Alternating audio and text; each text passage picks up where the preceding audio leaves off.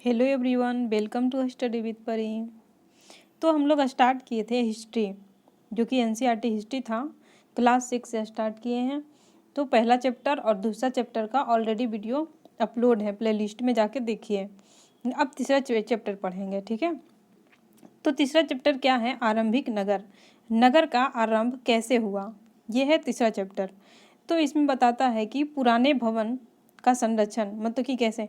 कहता है कि दो लड़का रहता है, एक जसपाल और एक हरप्रीत। दोनों घर के गली में क्रिकेट खेल रहे होते हैं। उन्होंने देखा कि कुछ लोग खंडहर घर की तारीफ कर रहे हैं, जिसे गली के बच्चे भूतहा घर कहा के पुकारा करते हैं। गांव में अक्सर कहा करते हैं, जो खंडहर रहता है उसे भूतहा कहा के पुकारते हैं। एक ने कहा कि इसकी वास्तुकला को देखो, तो क्या आपने कहीं लड़की पर इतनी इतनी सुंदर नक्शी देखी है?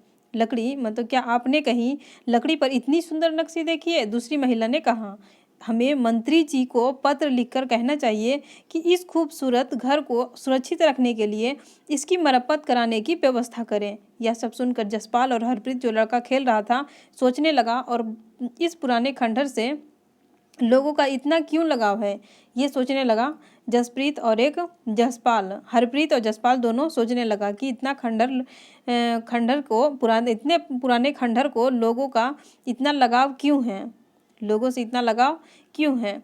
तब स्टार्ट होता है हड़प्पा की कहानी। तो हम लोग देखते हैं हड़प्पा की कहानी। अक्सर पुरानी इमारत अपनी कहानी बताती है कि अगर 150 साल, कितना 150 साल पहले, जब पंजाब में पहली रेलवे लाइन बिछाई गई थी, पहली रेलवे लाइन बिछाई गई थी, जैसा कि आप जानते होंगे कि डलहौजी के काल में 1953 में बिछाई गई थी, पहली रेलवे लाइन बिछाई गई थी। तो इस काम में जुटे इंजीनियर को अचानक हड़प्पा पूरा स्थल मिला, जो आधुनिक पाकिस्तान में पड़ता है। हड़प्पा भी कहाँ है? पाकिस्तान में। उन्होंने सोचा कि एक ऐसा खंडहर है जहाँ से अच्छी ईंटें मिलेगी। यह सोचकर वे हड़प्पा के खंडहरों से हजारों ईंटें उखाड़ लिए गए, जिससे उनमें उन्होंने रेलवे लाइनें बिछाई। इससे कई इमारतें पूरी तरह नष्ट हो गई।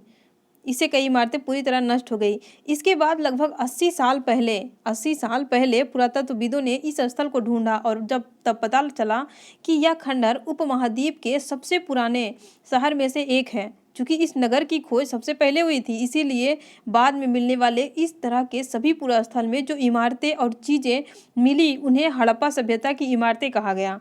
इस शहरों का निर्माण लगभग 4700 साल पहले हुआ था। इस शहर का निर्माण कब हुआ? तो लगभग 4700 साल पहले हुआ था हड़प्पा सभ्यता, मतलब कि हड़प्पा शहर का निर्माण हुआ था 4700 साल पहले। कहता है कि, तो फिर अगला पॉइंट है, नेक्स्ट पॉइंट देखते हैं, इस नगर की विशेषता क्या थी। अभी पढ़े कि हड़प्पा सभ्यता, जो हड़प्पा था वो कहाँ था और कैसे मिली। अब इस मतलब नगर की विशेषता क्या थी, हड़प्पा की विशेषता क्या थी। तो इस नगरों में से कई को दो या उससे ज़्यादा हिस्से में विभाजित किया गया था। इस नगर में, मतलब हड़प्पा नगर में, दो या कई हिस्सों में विभाजित किया गया था। प्रायः पश्चिमी भाग जो था वो छोटा था, लेकिन ऊंचा बना हुआ था। छोटा था लेकिन ऊंचा बना हुआ था। और पूर्वी हिस्सा बड़ा था, लेकिन वह निचले इलाके में था। ऊंचाई वाले भाग को पुरातत्वविद ने नगर दुर्ग कहा, ऊंचाई वाले भाग को नगर दुर्ग कहा, और निचले वाले हिस्सा को नगर कहा, निचला नगर कहा। दोनों हिस्सों की चार दीवारियों पक्की ईंटों की बनी हुई थी। एक्चुअली पक्की ईंटों की अगर नहीं होती तो आज हमें नहीं मिलता। तो पक्की ईंटों की बनाई जाती थी। इतनी ईंटें अच्छी इसकी ईंटें इतनी अच्छी पकी थी कि हजारों साल बाद आज तक उनकी दीवारें खड़ी रही। दीवार बनाने के लिए ईंटों की चिनाई इस तरह करते थे जिससे कि दीवारों खूब मजबूत रहें। कुछ नगरों के नगर दुर्ग में कुछ खास इमारतें बनाई गई थी। मिसाल के तौर पर मोहनजोदड़ो में एक खास तालाब बनाया गया था। देखा जाए मिसाल के तौर पर, तो मोहनजोदड़ो में एक खास तालाब बनाया गया था, जिसे पुरातत्वविद ने महान स्नानागार कहा। तो क्वेश्चन आता है कि महान सबसे बड़ा स्नानागार कहाँ है? तो मोहनजोदड़ो में है।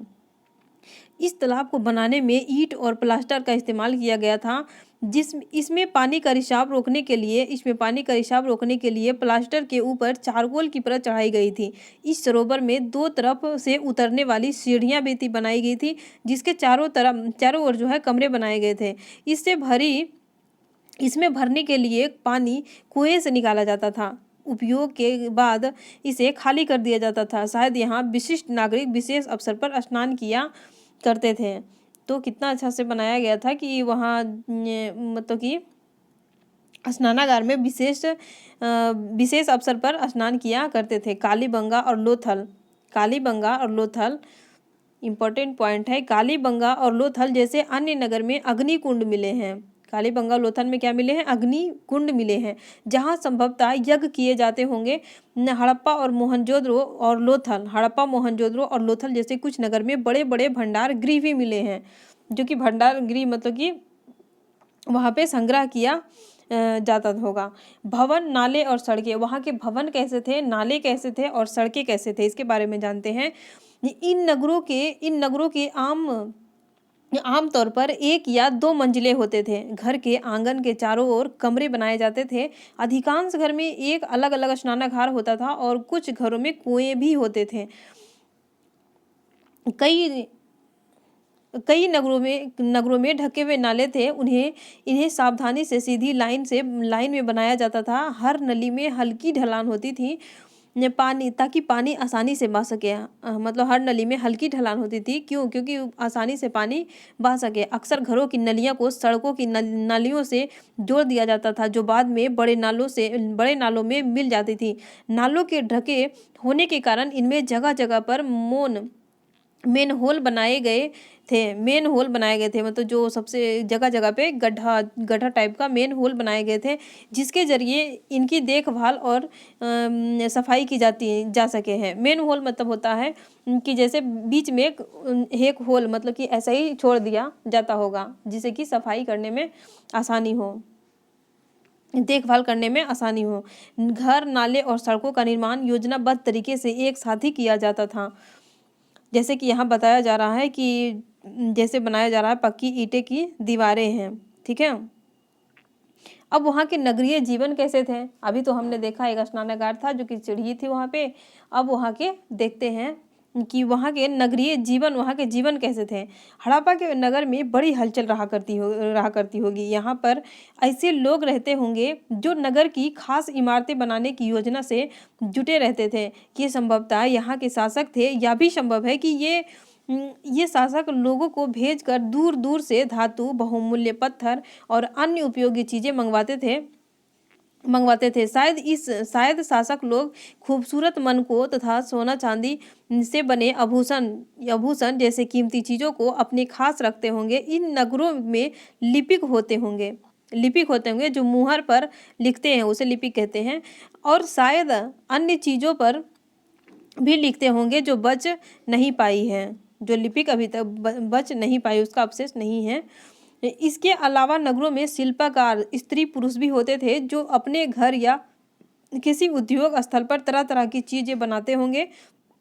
लोग लंबी यात्राएं भी करते थे, जैसा कि बताया जा रहा है, लोग लंबी यात्राएं भी करते थे और वहाँ से उपयोग वस्तुएं लाते थे। जो भी उपयोगी लायक वस्तुएं होते थे, यात्रा करते होंगे उसमें जो भी उपयोगी लायक वस्तुएं होते होंगे उसे लाते होंगे। और साथ ही लाते थे सुदूर देशों की किस्से कहानियाँ। वस्तुएं तो लाते ही थे, लेकिन वहाँ की किस्से कहानियाँ भी लाया करते थे। मिट्टी से बने कई खिलौने भी मिले हैं जिससे बच्चे खेलते होंगे। क्या इनमें कुछ मेहरगढ़ जैसे गांव रहते थे? जैसा कि हमने पहला चैप्टर में पढ़ा, मेहरगढ़ उस तरह की गांव रहते थे। नगर कैसे थे और नए नए शिल्पकार कैसे थे? आओ अब कुछ ऐसी चीज़ें के बारे में अध्ययन करें जो हड़प्पा के नगरों में प्राप्त हुई हैं। पुरातत्वविदों को जो चीज़ें मिली हैं, इनमें अधिकतर पत्थर, शंख, तांबे, कांसे, सोने और चांदी।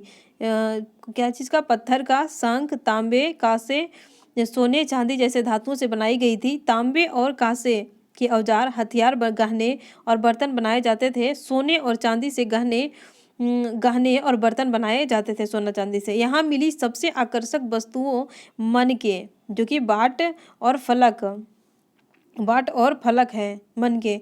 हड़प्पा सभ्यता के लोग पत्थर के मोहरे बनाते थे। हड़प्पा सभ्यता के मोहर किस चीज़ का रहता था, तो पत्थर के रहता था। इन आयताकार मोहरों को सामान्यतः जानवरों के चित्र मिलते हैं। इन आयताकार मोहर से जानवर का चित्र मिलते हैं। मोहर पर किसका चित्र मिलता है, तो जानवर का चित्र मिलता है। हड़प्पा सभ्यता के लोग काले रंग से डिजाइन किए हुए खूबसूरत लाल मिट्टी के बर्तन बनाते थे। जैसा कि यहाँ लाल मिट्टी का खूबसूरत है चित्र बनाया हुआ है। संभवतः 7,000 साल पहले 7,000 साल पहले मेहरगढ़ में कपास की खेती होती थी। मोहनजोदड़ो में कपड़े के टुकड़े के अवशेष चांदी के एक फूलदान से ढकने तथा कुछ अन्य तांबे की वस्तुओं से चिपके हुए मिले हैं। कहता है 7,000 साल पहले मेहरगढ़ में कपास की खेती होती थी। मोहनजोदड़ो में कपड़े के टुकड़ों के अवशेष चांदी के एक फूलदान के ढक्कन तथा कुछ अन्य तांबे की वस्तुएं से चिपके हुए मिले हैं। पक्की मिट्टी तथा फ्यांस बनी तकलियां सूत कताई का संकेत देती हैं। ठीक है, अगला पॉइंट देखते हैं। इनमें से अधिकांश वस्तुओं का निर्माण विशेषज्ञों ने किया है। इनमें से जो कलाकार ही होंगे, शिल्पकार होंगे जो कि मूर्तिकार विशेषज्ञ होंगे, तो विशेषज्ञ ही ने ही किया था। विशेषज्ञ उसे कहते हैं जो किसी खास चीज को बनाने के लिए खास प्रशिक्षण लेता है, जैसे पत्थर तराशना, मनके चमकाना या फिर मोहरों पर पच्चीकारी कराना। मूर्ति का चेहरा कितने आकर्षक ढंग से बनाया गया और इनकी दाढ़ी इतनी अच्छी तरह से दिखाई गई है कि किसी विशेषज्ञ मूर्तिकार का ही काम हो सकता है। जैसा कि आप लोग पहले मूर्ति देखे हैं। हर व्यक्ति विशेषज्ञ नहीं हो सकता। हमें यह पता नहीं है कि क्या सिर्फ पुरुष ही ऐसे कामों में प्रशिक्षण हासिल करते थे या फिर केवल महिलाएं ही। शायद कुछ महिलाएं और पुरुष दोनों ही इस काम में दक्ष थे। फेयंस क्या होता है, जैसे कि हमने पहले पढ़ा कि फेयंस बनाए जाते थे। जो कि फेयंस क्या है, तो फेयंस है पत्थर और शंख प्राकृतिक तौर पर पाए जाते हैं, लेकिन फेयंस को कृत्रिम रूप से तैयार किया जाता है। बालू या स्फटिक पत्थर के चूर्ण को गोंद में मिलाकर उसमें वस्तुएं मिलाई जाती थी, उसके बाद उन वस्तुओं पर एक चिकनी परत चढ़ाई जाती थी। इस चिकनी परत के रंग प्रायः नीले या हल्के समुद्री हरे होते थे। फ्रेंच के मन के चूड़ियाँ, बाले और छोटे बर्तन बनाए जाते थे। अब कच्चे माल की खोज कैसे हुआ? कच्चे माल की खोज के बारे में पढ़ते हैं कि इसका खोज आखिर हुआ कैसे।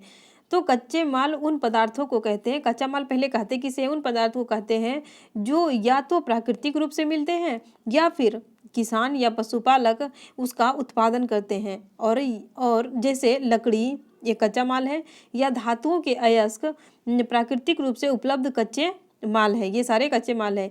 इनसे फिर कई तरह की चीज़ें बनाई जाती है। मिसाल के तौर पर किसानों द्वारा पैदा किए गए कपास भी एक कच्चा माल कहते हैं, जिससे बाद में कताई बुनाई करके कपड़ा तैयार किया जाता है।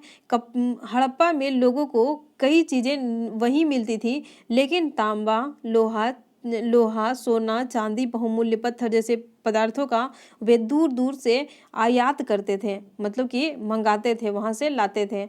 हड़प्पा के लोग तांबे का आयात संभवतः कहाँ से करते थे? राजस्थान के खेतड़ी। कहाँ से करते थे? तो राजस्थान से करते थे। यहाँ तक कि पश्चिम एशिया देश ओमान से तांबे का आयात किया जाता था। और कांसा बनाने के लिए तांबे के साथ मिलाई जाने वाली धातु, कांसा बनाता है तो धातु कौन सा होता है?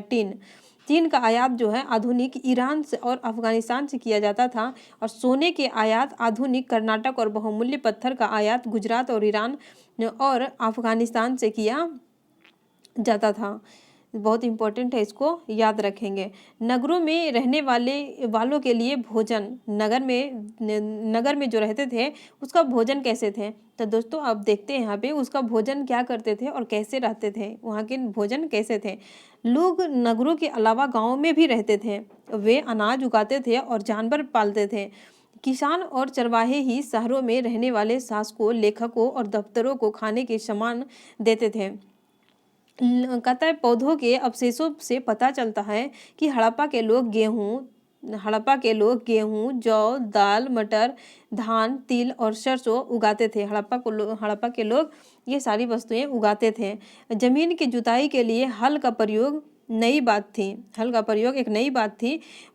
हड़प्पा काल के हल तो नहीं बच पाए हैं क्योंकि वे प्रायः लकड़ी के बनाए गए जाते थे, लेकिन हल के आकार के खिलौने मिले हैं। इस क्षेत्र में बारिश कम होती थी, इसीलिए सिंचाई के लिए लोगों ने इस तरीके अपनाए होंगे। संभवतः पानी का संचय किया जाता होगा और ज़रूरत पड़ने पर उसे फसलों की सिंचाई की जाती होगी। हड़प्पा के लोग गाय, भैंस, भेड़ और बकरियां पालते थे। बस्तियों के आसपास तालाब और चारागाह होते थे, लेकिन सूखे महीनों में मवेशियों के झुंड को चारा पानी की तलाश में दूर दूर तक ले जाया जाता था। वे बेर जैसे फलों को इकट्ठा करते थे, मछलियां पकड़ते थे, हिरन जैसे जानवरों का शिकार भी करते थे। अब गुजरात में हड़प्पा कालीन स्थल सूक्ष्म निरीक्षण। गुजरात में कौन सा हड़प्पा कालीन स्थल मिला है तो उसके बारे में पढ़ते हैं। कच्छ के इलाके, गुजरात में पड़ता है कच्छ के इलाके में खादीर बेत के किनारे धौलावीरा नगर मिला है। कौन सा नगर मिला है? धौलावीरा। वहाँ साफ पानी मिलता था और जमीनी उपजाऊ थी। धौलावीरा के जमीन जो था वो उपजाऊ था। जहाँ हड़प्पा सभ्यता के कई नगर 2 भागों में विभक्त थे, वहीं धौलावीरा में 3 भागों में विभक्त था। जितना भी हड़प्पा सभ्यता के मिला है वो अधिकतर 2 भागों में विभक्त था, लेकिन धौलावीरा एक ऐसा जगह है जो कि 3 भागों में विभक्त था। इसके हर हिस्से के चारों ओर पत्थर की ऊंची ऊंची दीवारें बनाई गई थी। इसके अंदर जाने के लिए बड़े बड़े प्रवेश द्वार थे। इस नगर में एक खुला मैदान भी था जहां सार्वजनिक कार्यक्रम आयोजित किए जाते थे। यहाँ मिले कुछ अवशेषों में हड़प्पा लिपि के बड़े बड़े अक्षर को पत्थरों में खुदा पाया गया। इन अभिलेखों को संभवतः लकड़ी में जड़ा गया। यह एक अनोखा अवशेष है क्योंकि आमतौर पर हड़प्पा के लेख मुहर जैसी छोटी वस्तुएं पर पाए जाते हैं। गुजरात की खंभात में मिलने वाली साबरमती की एक उपनदी के किनारे बसा लोथल नगर, उपनदी के किनारे बसा है लोथल नगर बसा था। वहाँ जहाँ कीमती पत्थर जैसा कच्चा माल आसानी से मिल जाता था। यह पत्थर शंख और धातु से बनाई गई चीजों का एक महत्वपूर्ण केंद्र था। लोथल, इस नगर में एक भंडार गृह भी था। लोथल में एक भंडार गृह भी था। इस भंडार गृह में से कई मुहरे और मुद्रांकन या मुहरबंदी यानी कि गीली मिट्टी पर दबान से बनी छाप मिले हैं, लोथल से मिले हैं। ऐसा जैसा कि यहाँ दिखाया जा रहा है, धौलावीरा ही दिखाया जा रहा है। यहाँ पर एक इमारत मिली है जहाँ संभवतः मनके बनाने का काम होता था।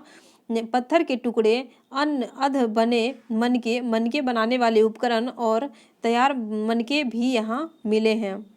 अब मुद्रा पर मुहर कैसा रहता था? मुद्रांकन पर मुहरबंदी जो है कैसा रहता था? तो मुहरों पर प्रयोग सामान से भरे उन डिब्बों या थैलों को चिन्हित करने के लिए किया जाता होगा जिन्हें एक जगह से दूसरी जगह भेजा जाता था। थैलों को बंद करने के बाद उनके मुहानों पर गीली मिट्टी पोत कर उन पर मुहर लगाई जाती थी। मुहर की छाप को मुहरबंदी कहते हैं। अगर यह छाप टूटी हुई नहीं होती थी तो यह साबित हो जाता था कि सामान के साथ छेड़छाड़ नहीं हुई है। सभ्यता के अंत कैसे हुआ, इसका रहस्य क्या है? हड़प्पा सभ्यता आखिर अंत कैसे हुआ, इसका क्या रहस्य है? तो लगभग 3900 साल पहले एक बड़ा बदलाव देखने को मिला। अचानक लोगों ने इन नगरों को छोड़ दिया। लेखन, मुहर और बाटों का प्रयोग बंद हो गया। दूर दूर से कच्चे माल का आयात काफ़ी कम हो गया। मोहनजोदड़ो में सड़कों पर कचरे के ढेर बढ़ने लगे। जल निकास प्रणाली नष्ट हो गई और सड़क पर ही झुग्गीनुमा घर बनाए जाने लगे। यह सब क्यों हुआ? कुछ पता नहीं। कुछ विद्वान का कहना है कि नदियां सूख गई होगी। कुछ विद्वानों का कहना है कि नदियां सूख गई थी। अन्य का कहना है कि जंगलों का विनाश हो गया था। इसका कारण ये हो सकता है। कि ईंटें पकने के लिए ईंधन की जरूरत पड़ती थी। इसके अलावा मवेशियों के बड़े बड़े झुंडों से चारागाह और घास वाले मैदान समाप्त हो गए होंगे। इस इलाकों में बाढ़ आ गई होगी, लेकिन इस कारणों से यह स्पष्ट नहीं हो पाता है कि सभी नगर का अंत कैसे हो गया। लेकिन बाढ़ और नदियों के सूखने का असर कुछ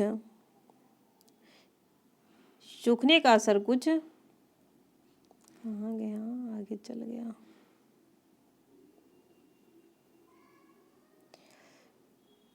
एक मिनट दोस्तों, एक मिनट फ्रेंड्स, कहाँ है?